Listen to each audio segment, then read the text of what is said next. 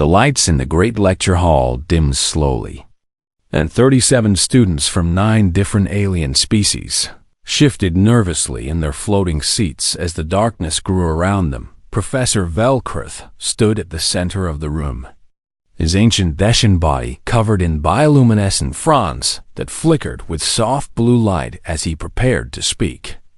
And every student in the chamber knew that today would be different from any other day in their academic lives. The Grand Archive of the Galactic Council was the most prestigious academy in all 12 star systems, and only the brightest young minds from across the galaxy were allowed to study here. But none of them had ever attended a lecture that required signed waivers and psychological clearance until today. What you are about to learn, the professor began, his fronds pulsing with each word, is classified at level Omega, and it is forbidden to share this information with anyone outside this chamber under penalty of permanent exile from council space. A young Corvani student named Silex leaned forward in his seat, his 4 eyes blinking with curiosity as he tried to understand why such secrecy was needed.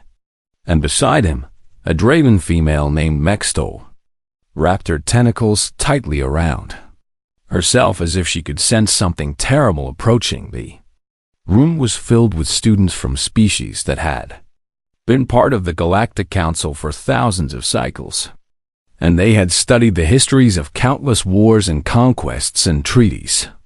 But something about the professor's tone made them all feel like children about to hear a ghost story. Today we will discuss the humans, Professor Velkreth announced, and a confused murmur rippled through the chamber. Silex raised one of his 4 arms and spoke without waiting to be called upon, his voice filled with genuine confusion as he asked the question that seemed to be on everyone's mind. Professor, why would we need psychological clearance to learn about humans? He asked. They are perhaps the most unremarkable species in the galaxy, are they not? Several other students nodded in agreement, because everything they knew about humans suggested they were a peaceful and quiet species who lived in a single remote sector of the galaxy, and they seemed to spend most of their time building things and healing the sick and exploring the stars without ever causing any trouble. The Kovani continued speaking, his voice growing more confident as he listed what he knew about the strange bipedal creatures from a small blue planet. They have no natural weapons like claws or fangs, Silex said. They cannot survive in extreme temperatures without special equipment. They require constant sleep and food and water, and they die from injuries that most species would consider minor inconveniences. Mextol added her own observations, her translator converting her clicking sounds into words that everyone could understand. The humans I have seen at the trading stations are always smiling and offering help, she said. They seem almost desperate to be liked, and they go out of their way to avoid any kind of conflict. Professor Velkreth listened to his students with an expression that might have been sadness or might have been fear, and when they finished speaking, his frond shifted to a deep violet color that the Deshan species only displayed when remembering ancient terrors. You know what the humans want you to know, the professor said quietly. You know the face they have chosen to show to the galaxy. But today you will learn what lies beneath that face, and you will understand why the Galactic Council made a decision 847 cycles ago that has never been questioned or challenged by any member species. He moved to the center of the room and activated a holographic projector that rose from the floor like a pillar of light. And ancient files began scrolling through the air in languages so old that some of the students could not read them. You asked why humans are excluded from the Mutual Defense Pact, Velkreth said to Silex. You wondered why they are not allowed to participate in any military action sanctioned by the Council, and you assumed it was because they were too weak to be useful. The professor paused, and his next words fell upon the students like stones dropping into still water. You are wrong, he said. Humans are not banned from galactic war because they are weak. They are banned because the Council feared what the galaxy would become if they were ever allowed to fight. Again, a shocked silence filled the room, and Silex felt his 4 hearts beating faster as he tried to process what he had just heard. Because the idea that anyone would fear those small and fragile and friendly creatures seemed absolutely absurd. "I do not understand," said a Vrelian student from the back of the room, his rocky body grinding as he shifted his massive weight. "My people are 3 times the size of humans, and our skin can stop most projectile weapons. So how could anyone fear a species that can be killed by falling from a moderate height? Or by breathing the wrong kind of air?" Another student added, "Or by eating food that has gone bad," said a third Professor Velcroth. "Let them speak. Let them list all the ways that humans were fragile and breakable and seemingly unfit for survival in a hostile universe." And when they finally ran out of examples, he simply nodded. "Everything you have said is true," the professor admitted. "Humans are physically weak compared to most spacefaring species, and their bodies are poorly designed for combat or survival in harsh environments." He turned to the holographic display and pulled up an image that showed a human standing next to members of various council species, and the contrast was almost comical, because the human looked like a child standing among giants. "But you have made a mistake that the Krethver Empire also made 847 cycles ago," Velcroth continued. "You have confused physical weakness with weakness of another kind. And that confusion cost the Krethver everything they had built over 10,000 years of conquest." Maxtal made a sound of surprise at the mention of the Krethver, because their people had been among the 32 species that the insectoid warriors had conquered and enslaved before the Galactic Council finally united to push them back. "The Krethver were the most feared warriors in galactic history," she said. "They conquered my ancestors and ruled them for centuries, and it took the combined might of 8 council species to finally defeat them. That is the official history." Professor Velcroth agreed. "But the official history leaves out one very important detail, and that detail is what you are here to learn today." He activated another section of the holographic display, and a date appeared in the air alongside coordinates for a planet in the human sector of space. 847 cycles ago, the Krethver Empire decided to expand into human territory, the professor explained. They chose a colony world called New Helsinki as their first target, a small planet with a population of only 2.3 million humans. "The Krethver sent 400,000 warriors to conquer this world," he continued. "They expected the operation to take 3 standard rotation cycles at most, because no species had ever resisted them for longer than that." Silex was doing calculations in his head, and the numbers did not make sense to him at all. 400,000 warriors against 2 million civilians? He asked. "That seems like excessive force for a species with no military." Professor Velcroth's fronds flickered with something that might have been dark amusement. "The Galactic Council thought the same thing," he said. "Many believed the Krethver were simply demonstrating their power, showing the younger species what would happen if they ever challenged the Empire." He pulled up another image, this one showing Krethver warships descending through the atmosphere of a green and blue world that looked remarkably like the human homeworld. When the invasion began, the humans sent no fleet to defend their colony, the professor said. They sent no warships and no soldiers, and the council assumed that humanity had simply surrendered, accepting the inevitable like so many species had done before them. The students nodded, because surrender was often the wisest choice when facing overwhelming force, and there was no shame in choosing survival over destruction. But the council was wrong, Professor Velcroth said, and his voice dropped to barely a whisper. The humans had not surrendered.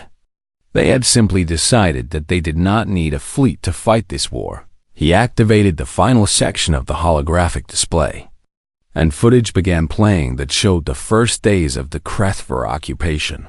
Watch carefully. The professor instructed his students.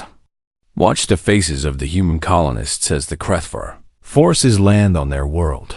Silex leaned forward and studied the footage, expecting to see terror and despair on the faces of the conquered humans.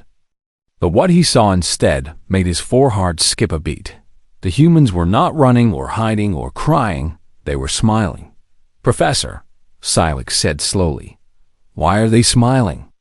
Velkreth turned off the display and faced his students, his ancient eyes reflecting the faint glow of his own bioluminescent fronds.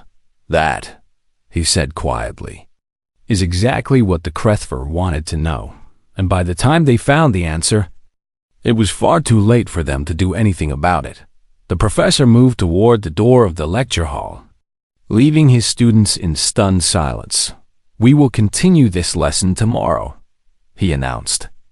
"I suggest you all sleep well tonight, because after you learn what happened on New Helsinki, you may find that sleep does not come easily for a very long time." And as the students filed out of the chamber, each of them wondering what asterisk, the next morning came too quickly for Silex, who would spend most of the night cycle lying awake and thinking about those smiling human faces. And when he entered the lecture hall, he noticed that many of his fellow students looked equally tired, and troubled Professor Velkreth was already waiting at the center of the room, his fronds glowing a steady and serious blue as the last students took their seats, and without any greeting or introduction, he activated the holographic projector and filled the chamber with images of the Krethver invasion fleet. "Before we continue," the professor said, "I must give you some context about the Krethver Empire, so you understand why what happened on New Helsinki was so significant." The holographic display shifted to show a Krethver warrior in full detail, and several students made sounds of discomfort at the sight of the eight-limbed insectoid creature with its razor-sharp mandibles, an armored exoskeleton that could deflect most energy weapons. The Krethver were the apex predators of the galaxy for over 10,000 years. Velkreth explained, "They conquered 32 species through a combination of overwhelming force and absolute brutality, and no civilization had ever successfully resisted them once they decided to attack." Mextol shifted uncomfortably in her seat, her tentacles tightening as the professor spoke, because her own people had lived under Krethver rule for 300 cycles before the Galactic Council finally liberated them. Their warriors were bred for combat from birth. The professor continued, "Each one was stronger than 5 of most other species combined. They could survive in almost any environment, and they felt no fear or hesitation when entering battle." The display showed footage of Krethver forces overwhelming planetary defenses on dozens of different worlds, and the speed and efficiency of their conquests was terrifying to watch. When they arrived at New Helsinki, Velkreth said, they expected another easy victory, another weak species that would fall within days. And the first few hours of the invasion seemed to confirm their expectations. New footage began playing that showed Krethver dropships descending through clouds and landing in the fields outside a human city, and thousands of warriors poured out of the vessels with their weapons ready for any resistance. The humans did not meet them with an army, the professor narrated. They did not have defensive positions or fortified bunkers or any of the things that other species had used to slow the Krethver advance. The footage showed the warriors marching into the human city unopposed, and the streets were empty except for a few civilians who watched from windows with those same strange smiles that Silex had seen the day before. The Krethver commander reported that the conquest was proceeding ahead of schedule. Velkreth said, within 6 hours, they had taken control of the planetary capital and captured the human governor, and they expected the rest of the colony to surrender within the day. Adre. Brilliant student raised his massive stone arm and asked the question that everyone was thinking. If the humans surrendered so easily, he said, then what is there to learn from this invasion? Professor Velcroth turned to face the student, and his fronds flickered with that dark violet color again. They did not surrender, he replied. They simply let the Krethver believe they had won. The footage jumped forward 3 days, and the first signs of something wrong began to appear in the Krethvar reports. On the 3rd day of occupation, the professor explained, 17 Krethvar supply convoys were destroyed in separate incidents across the planet, and the explosions happened simultaneously with perfect coordination. The display showed the aftermath of the attacks, with burning vehicles and scattered Krethvar bodies. But there was no sign of any human forces anywhere near the destruction. The Krethvar commander assumed these were isolated acts of defiance, Velcroth continued. He ordered his forces to round up civilians and execute them as punishment, believing that fear would stop any further resistance. Silex felt his stomach churn at the casual way the professor described mass executions. But he forced himself to keep watching. That night, the commander who ordered the executions was found dead in his own quarters. The professor said his throat had been cut while he slept, and the guards outside his door had not seen or heard anyone enter or leave. The footage showed Krethvar warriors searching frantically through the building, but they found nothing except a small piece of paper with words written in the human language. The note said only this, Velcroth announced, and he displayed the translation on the holographic screen. We are everywhere, and we are nowhere, and for every one of us you kill, 10 of you will follow. A cold silence fell over the lecture hall as the students absorbed these words. And Maxtell spoke in a trembling voice. How did they get past the guards? She asked. The Krethvar have the most advanced sensor technology in the galaxy. That is exactly what the Krethvar wanted to know, the professor replied. And the answer they eventually discovered was both simple and horrifying. He pulled up biological scans of human bodies and pointed to various features. Humans have no natural weapons, he said. No claws or fangs or venom, and their bodies produce almost no electromagnetic signature that sensors can detect, which means they can move through most security systems without triggering any alarms. But their greatest advantage, he continued, is something that no other species in the galaxy possesses to the same degree.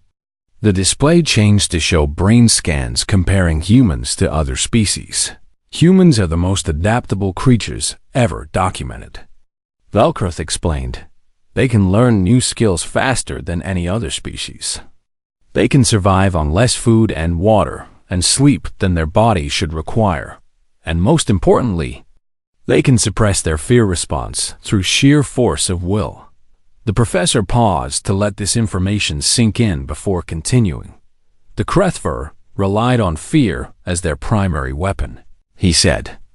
Every species they conquered eventually broke because they could not face the terror of fighting such overwhelming opponents. But humans are different. When humans are afraid, he explained, they do not freeze or flee like most creatures. Instead, they become angry, and that anger makes them more dangerous, not less.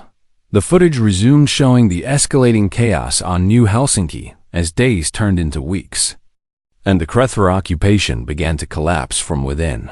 Every day brought new attacks, the professor narrated.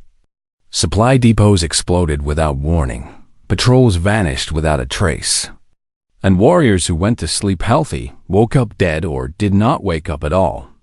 The humans hid weapons inside everything, he continued. They put explosives in food shipments and poison in water supplies and blades inside children's toys that were left for Krethvar soldiers to find. Silex interrupted with a horrified question, his voice cracking as he spoke. They used children's toys as weapons? He asked.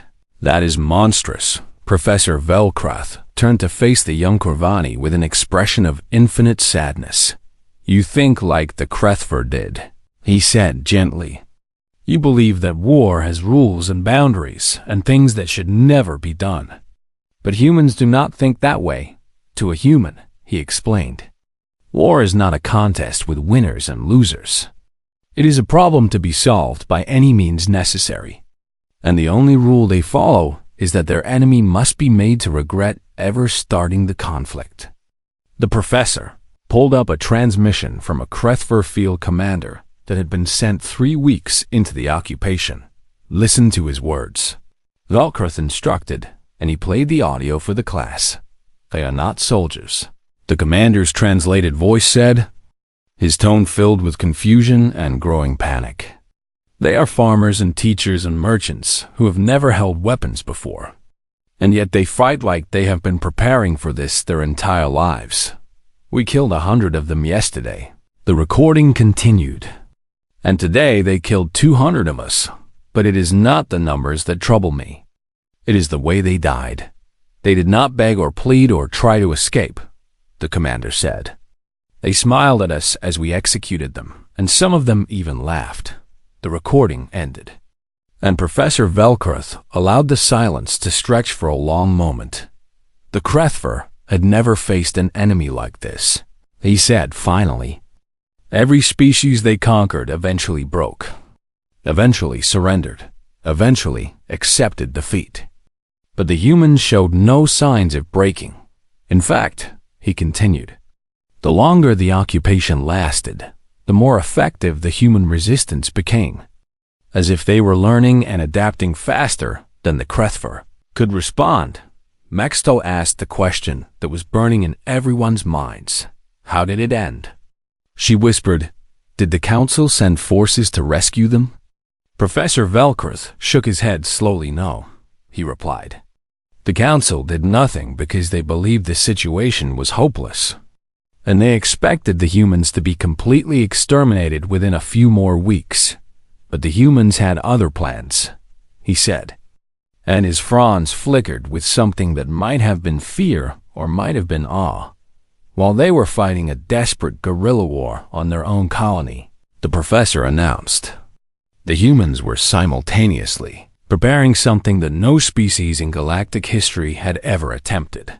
They were building a counter-invasion force, he said, in secret, under the noses of 400,000 Krethver warriors, using salvaged enemy technology **. When the students gathered for the 3rd day of lectures, the atmosphere in the chamber had changed in ways that were difficult to describe, and Silex noticed that several of his classmates had brought recording devices that they normally only used for the most important examinations. Professor Velkrith stood at his usual place in the center of the room, but his fronds were darker than Silex had ever seen them, pulsing with deep shades of purple and black that indicated profound distress and Deshan physiology.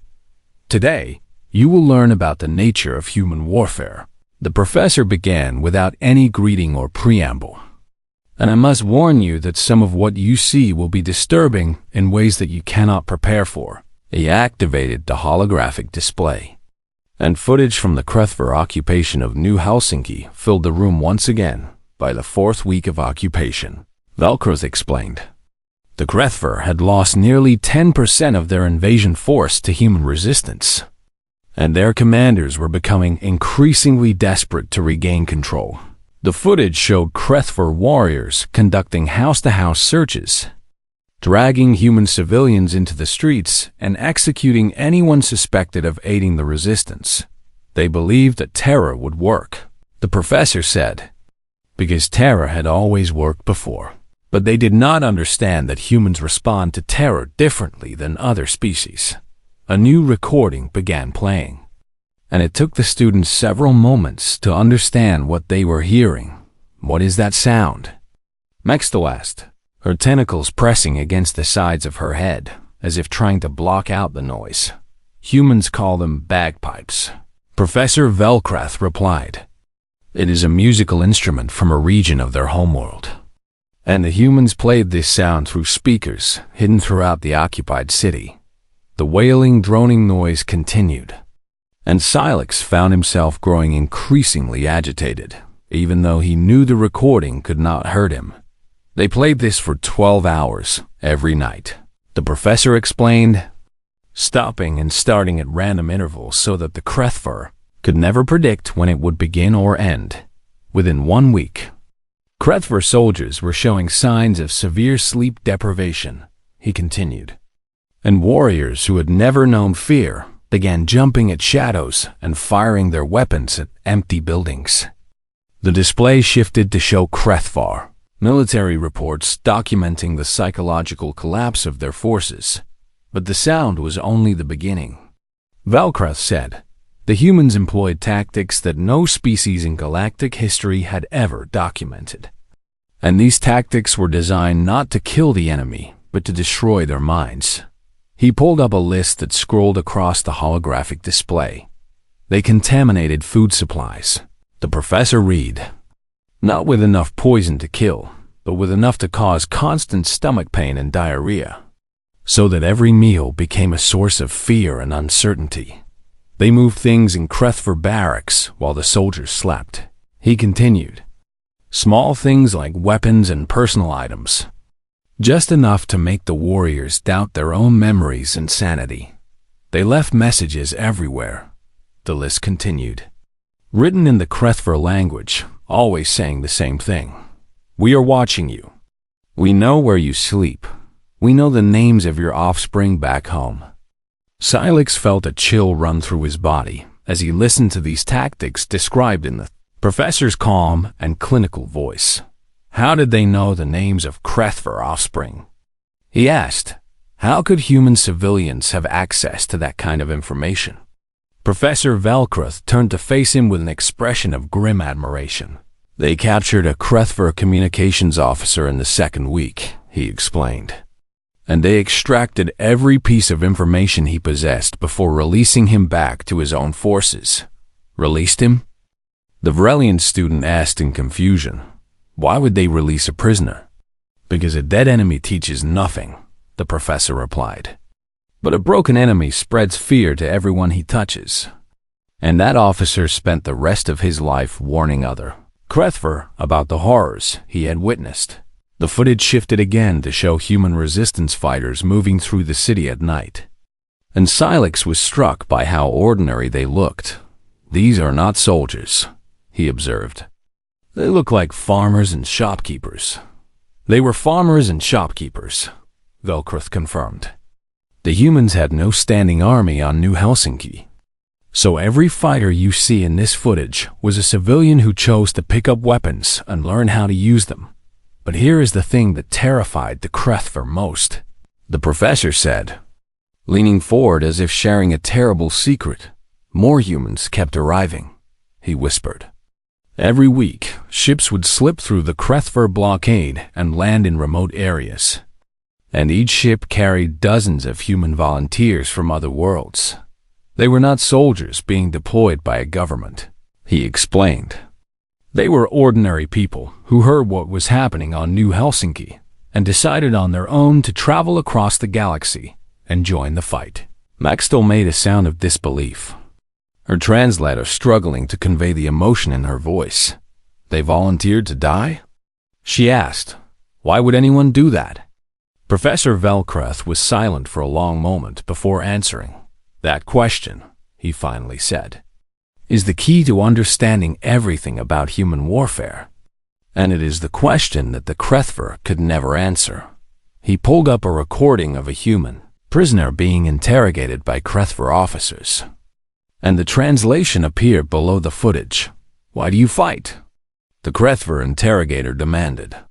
Your colony is lost. Your people are dying. And you cannot possibly win against our forces. The human in the recording was a young female with burns covering half her face. And she looked at her captor with an expression that held no fear at all. You keep asking the wrong question, she replied. You want to know why we fight when we cannot win. But that is not how we think about war. We are not trying to win, she continued. We are trying to make sure you lose, and those are not the same thing.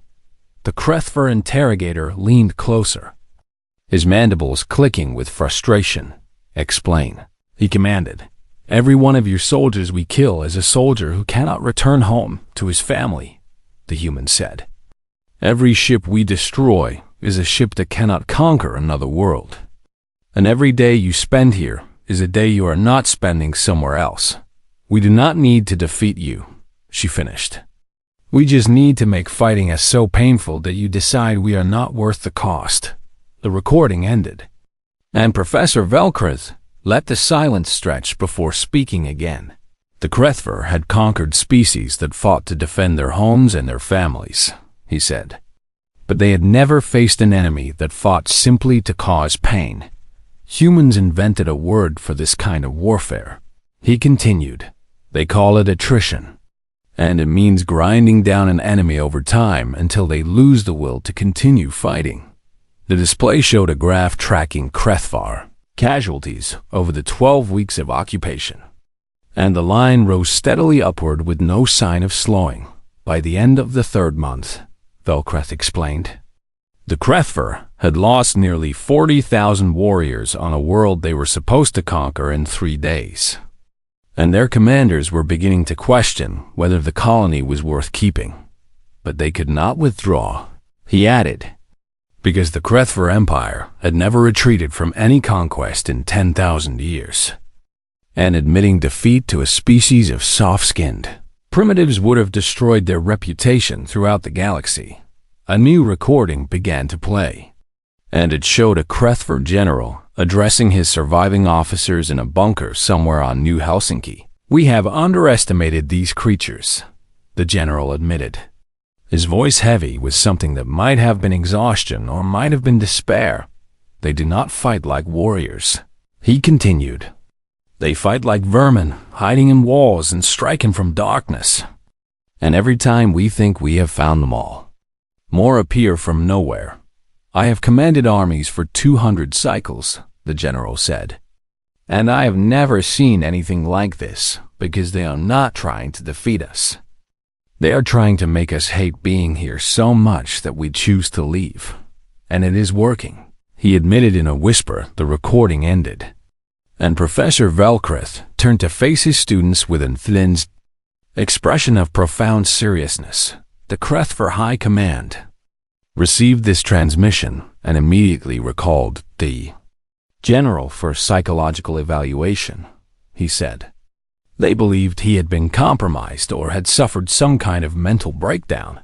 They sent a new commander with fresh troops, he continued, convinced that the problem was leadership and not the nature of the enemy they were fighting.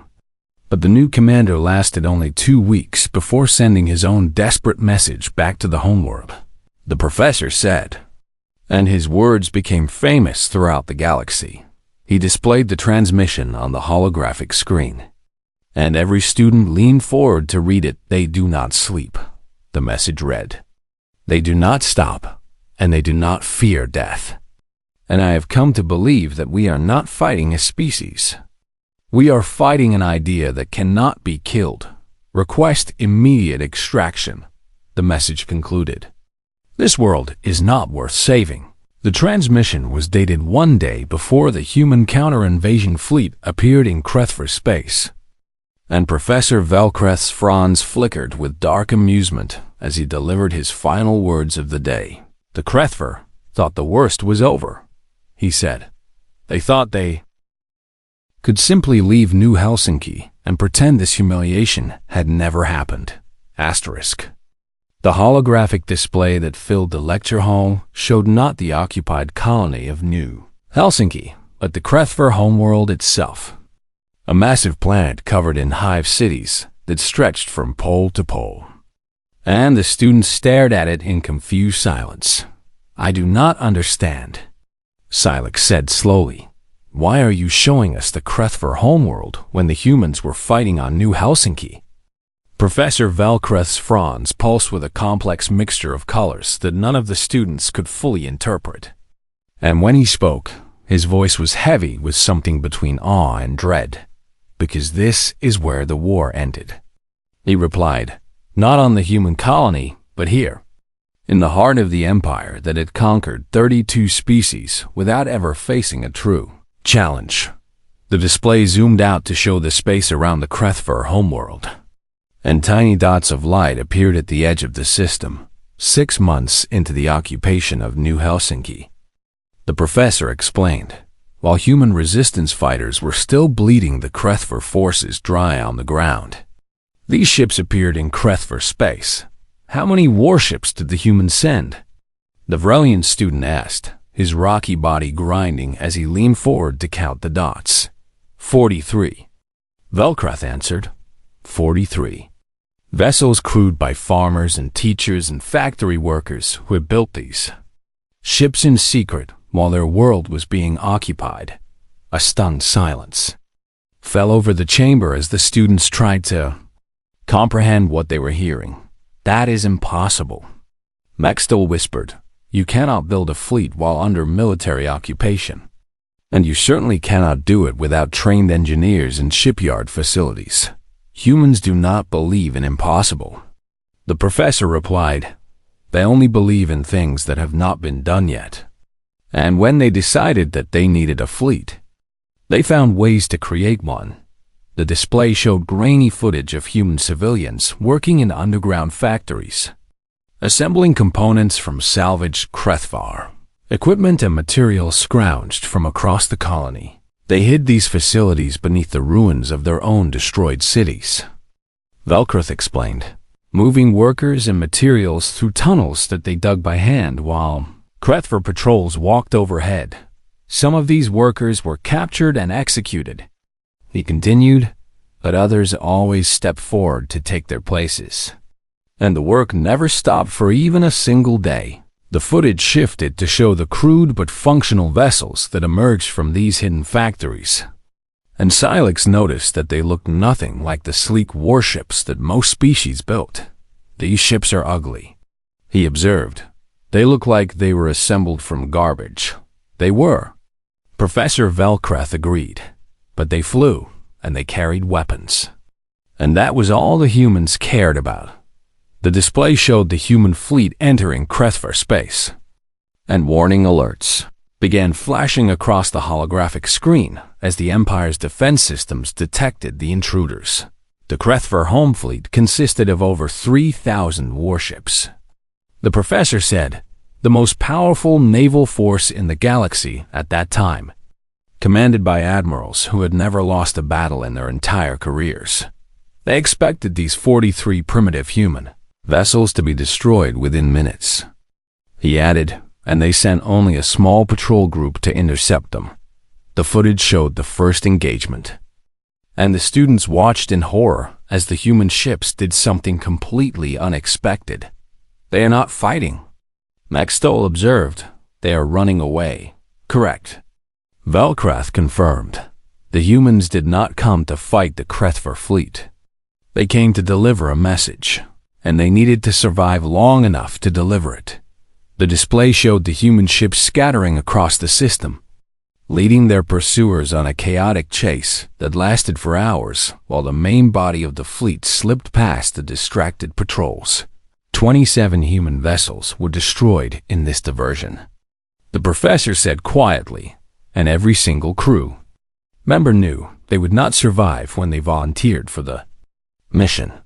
They sacrificed themselves so that 16 ships could reach the Krethvar homeworld. He continued, and what those 16 ships did next changed the course of galactic history. The footage showed the remaining human vessels entering orbit around the massive planet, and weapons began firing at targets on the surface. They did not attack military installations. Velkrath explained. They did not target the fleet or the shipyards or the weapons factories. They attacked cultural sites, he said. And his voice was barely a whisper. The display showed explosions destroying ancient monuments and historical archives and sacred gathering places that had stood for thousands of years. And the students watched in stunned disbelief. The humans broadcast a message on all Krethvar frequencies while they attacked. The professor said, and I will play it for you now. A human voice filled the lecture hall. speaking in heavily accented but understandable Krethver language. People of the Krethver Empire. The voice said, "We are the humans of New Helsinki, and we have come to teach you what war really means. You invaded our home and killed our families and burned our cities." The message continued, "And you thought we would simply accept this because we were weak and you were strong. But we are not weak." The voice said, and there was something terrible in its calm and measured tone.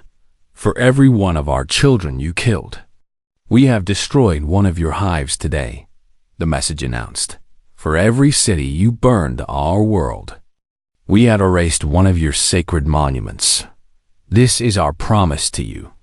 The human voice concluded, "If you do not leave our world within 10 standard days, we will return with more ships and more weapons. And we will keep coming until there is nothing left of your empire but ashes and memories. This will not end until you decide it ends." The message finished. "The choice is yours."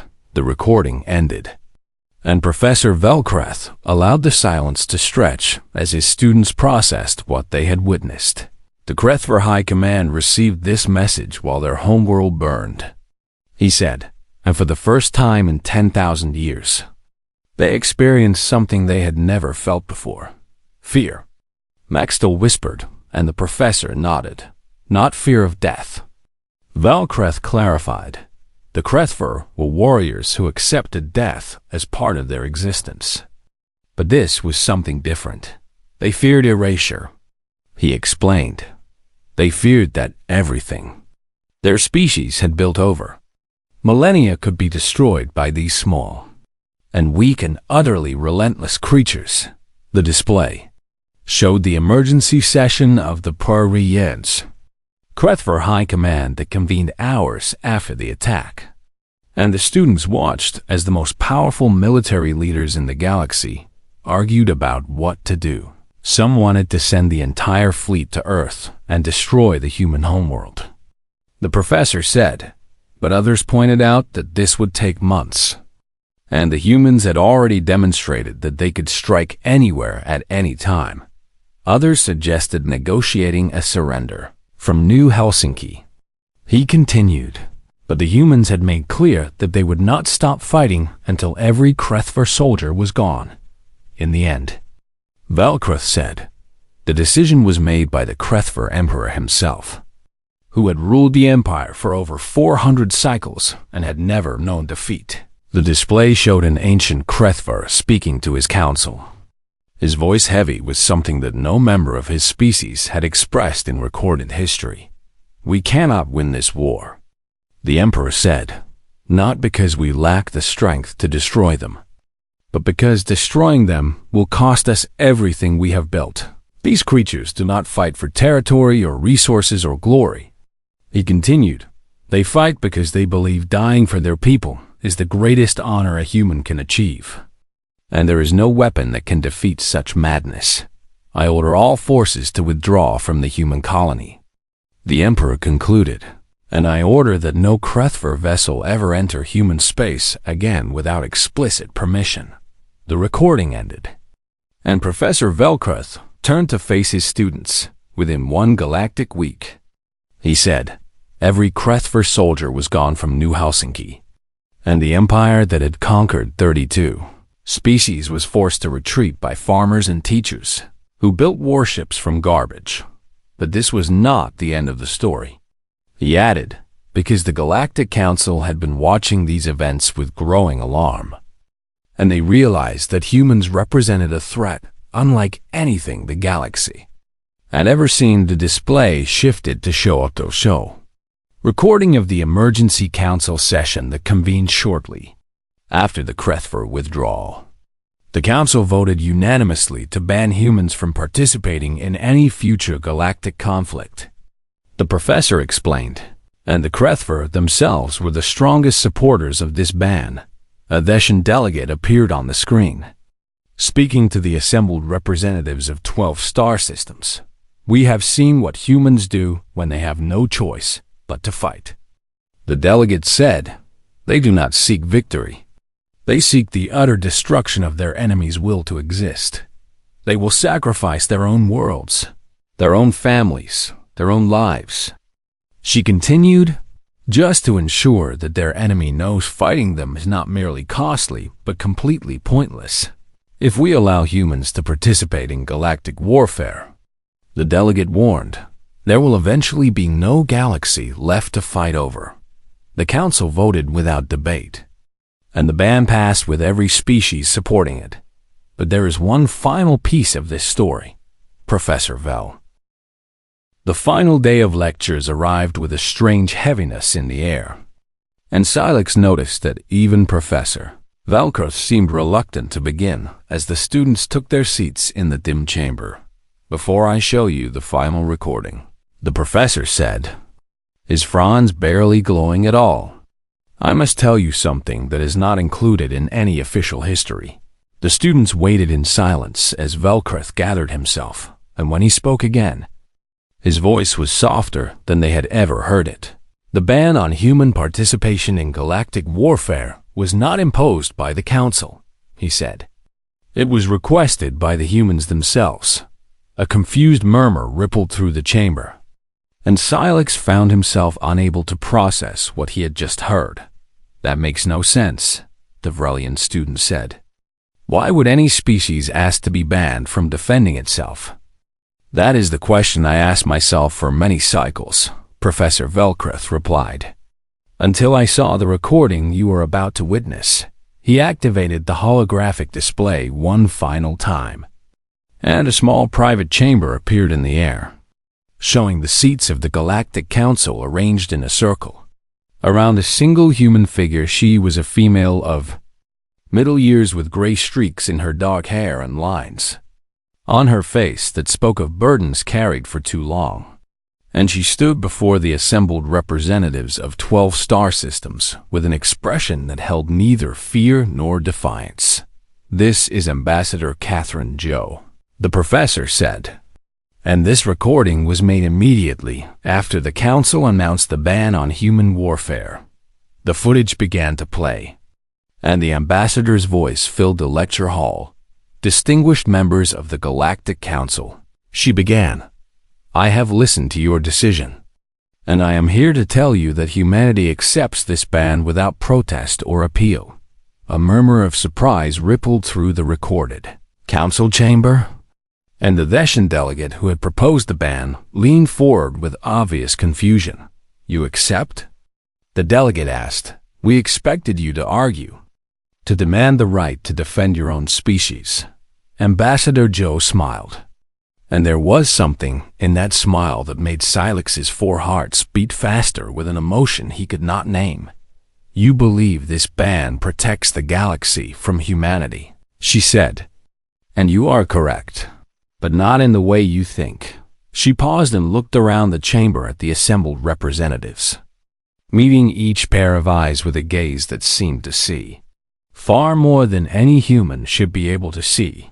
"You have watched recordings of what we did on New Helsinki and what we did to the Krethver homeworld," the ambassador continued, "and you have concluded that humans are dangerous and unpredictable and possibly insane. You are not wrong," she admitted, and her voice carried a weight of sorrow that seemed to fill the entire chamber. "But what you saw on New Helsinki was not the full extent of human capability," she said. "What you saw was a small colony of farmers and teachers fighting with improvised weapons and salvaged technology. They had no training and no resources and no plan beyond survival," she explained. "And yet they brought the most powerful empire in the galaxy to its knees." The ambassador paused again, and when she continued, her voice was barely above a whisper. "Now imagine what we would do if we prepared," she said. "Imagine if we spent centuries building weapons instead of schools. If we trained our children for war instead of teaching them to heal the sick and explore the stars. Imagine if every human in the galaxy dedicated their lives to the single purpose of becoming better at killing," she continued. "Because that is what would happen if you allowed us to participate in your wars. The Krethver delegate, who had been silent throughout the session, rose from his seat with an expression that Silex could not interpret. "You speak as if you fear yourselves," the insectoid leader said. "As if you are warning us about your own species." Ambassador Joe turned to face him, and the sorrow in her eyes deepened. "We do fear ourselves," she confirmed. "We have seen what we become when we are pushed to the edge, and it terrifies us more than it terrifies you. Your people conquered 32 species over 10,000 years," she said to the Krethver, "and you did it through strength and discipline and careful planning. We destroyed your will to fight in 6 months," she continued, "using garbage and spite and a willingness to suffer that you could not comprehend. That was us fighting with one hand tied behind our backs," she said. "That was us fighting without wanting to win." The chamber fell completely silent as the ambassador delivered her final words. "If we ever fought with our full strength," she said, "if we ever dedicated ourselves to war the way we have dedicated ourselves to peace, there would be nothing left of the galaxy but ashes and silence. We accept this ban," she concluded, "not because we fear you, but because we fear what we would become if we ever stopped fearing ourselves." The recording ended, and Professor Velkrith allowed the silence to stretch for a long moment before speaking. Ambassador Joe spoke one more time after the official session ended. He said, in a private conversation with the Deshan delegate who proposed the ban, he pulled up a new recording, and the same chamber appeared with only the ambassador and the Deshan delegate remaining. "May I ask you a question?" The Deshan said, "Something I have wondered since I first read the reports from New Helsinki." "Of course," the ambassador replied. "Why did your people smile?" The delegate asked. "In all the footage we collected, your colonists were smiling even as they faced death." And I cannot understand why Ambassador Joe was silent for a moment, and when she answered, her voice was gentle, "Because we knew something that the Krethvar did not know," she said. "We knew that every day they spent fighting us was a day they were not conquering another world. We knew that every soldier we killed was a soldier who would never again oppress another species," she continued. "And we knew that even if we lost everything, we would have bought time for others to prepare. We smile because dying for something you believe in is not a tragedy," she finished. "It is a privilege." The recording ended, and Professor Velkreth turned off the holographic display, leaving the chamber in darkness. The ban on human warfare has remained in effect for 847 cycles, he said, and in that time, humanity has become the galaxy's most beloved species. They build hospitals on worlds that have never known medicine, he continued. They teach children who have never held a book, and they explore the universe with a joy that no other species seems to possess. But in the deepest archives of the Galactic Council, he added, there is a sealed file that only sitting council members are allowed to access. The professor's fronds glowed faintly as he spoke his final words.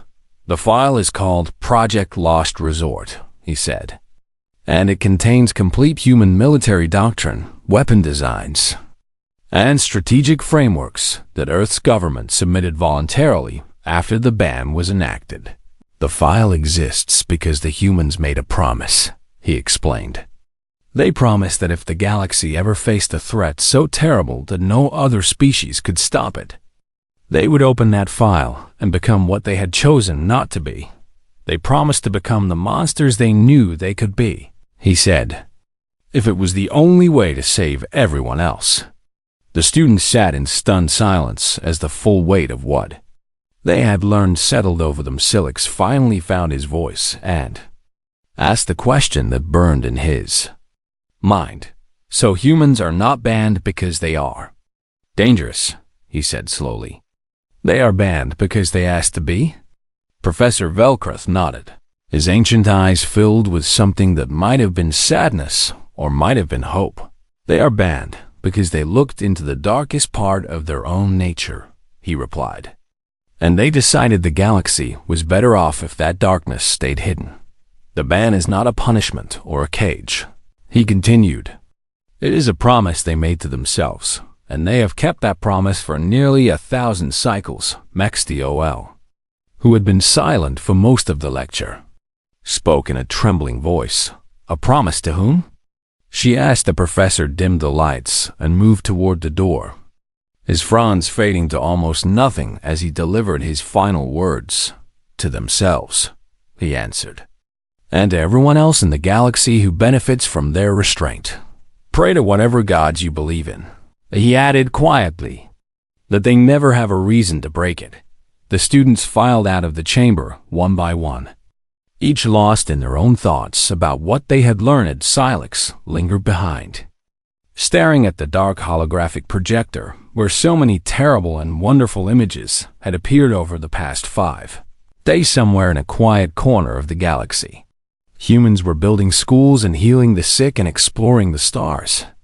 And they were doing it with the same determination and creativity that had brought the Krethver Empire to its knees. They had chosen to be healers instead of warriors, builders instead of destroyers. And they had made that choice, knowing exactly what they were giving up. The sealed file in the council archives waited in silence, containing knowledge that could end civilizations or save them depending on how it was used. And humanity kept its promise, year after year and century after century, because they understood something that no other species seemed to grasp. The greatest strength was not the ability to destroy, it was the wisdom to wisdom. Choose not. Silex walked out of the lecture hall and looked up at the stars, knowing that somewhere among them, humans were living their peaceful lives.